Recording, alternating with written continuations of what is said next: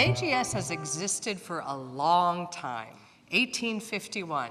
Geographical organizations such as AGS were created around the world in the mid-19th and early 20th century because there is a basic human need to know about places we live, to explore them, map them, measure them, see how they've changed, improve their connectivity, and if possible, make them better. AGS just happens to be the oldest such national organization in the United States.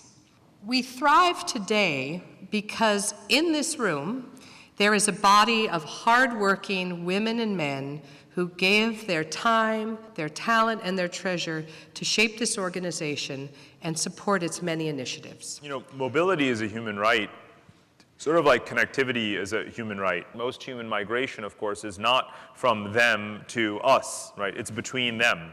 Right? In other words, it's within Africa, it's across the post-colonial countries, it's from South Asia to the Middle East and so forth. And that's going to continue. I just mentioned African countries wanting to be visa-free. The whole Southeast Asian region, 750 million people, is going visa-free. More and more countries are saying we want to have a visa on arrival, we want to have entrepreneur visas, giving out 5-year visas to anyone who pledges to start a company. That's the reality of migration policy in the world today. And the reason I put it up is, of course, because if you don't map the connectivity, you won't appreciate the connectivity, right? If you still try to explain to people the value of migration, of mobility, of infrastructure, of sharing utilities and resources, of exchanges in energy and water and food, but you don't map it out, you leave people to just imagine it. Syracuse geographer Donald Meinig reminds us that transportation disruption has made and often remade places and their relationship, their situations, to use a geographical concept, with respect to larger geographical patterns of flow and circulation of people and goods. This is a global revolution of airspace. We are seeing something that happens in different eras. It's happening in our era, that we are seeing transportation morphing into what will be smart transportation, connecting all transportation. I think we think at Hyperloop One that there should be transportation in the image of how we live, which means getting longer distances in the same amount of time. So, what is Hyperloop? So basically, it's a pod that's sized for about 40 people or freight in an air evacuated tube, propelled by an electric motor, non-contact. That is super energy efficient because we're only powering the segments where the pod sits. So there could be, for a 100-mile distance, there may be 15 miles of propulsion.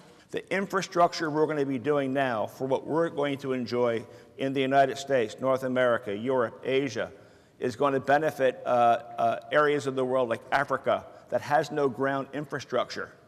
So a lack of infrastructure means a lack of development. Whether it be rain, snow, having to walk 10 miles in mountainous terrain, or desert sun to arrive at a paved road by foot, or carrying one's goods to the marketplace on a motorcycle on a narrow bridge, villagers experience a lack of mobility every single day of their lives.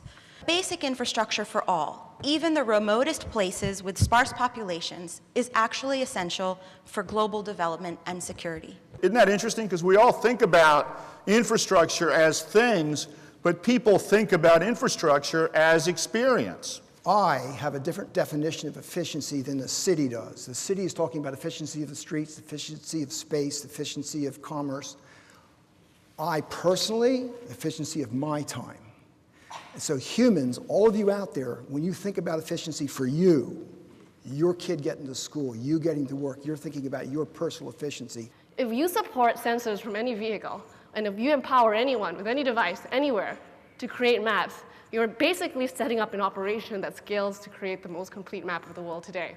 So human empathy, powered by computer vision, helps to create better maps in Mexico City by showing what it's like to actually walk around in Mexico City in a wheelchair.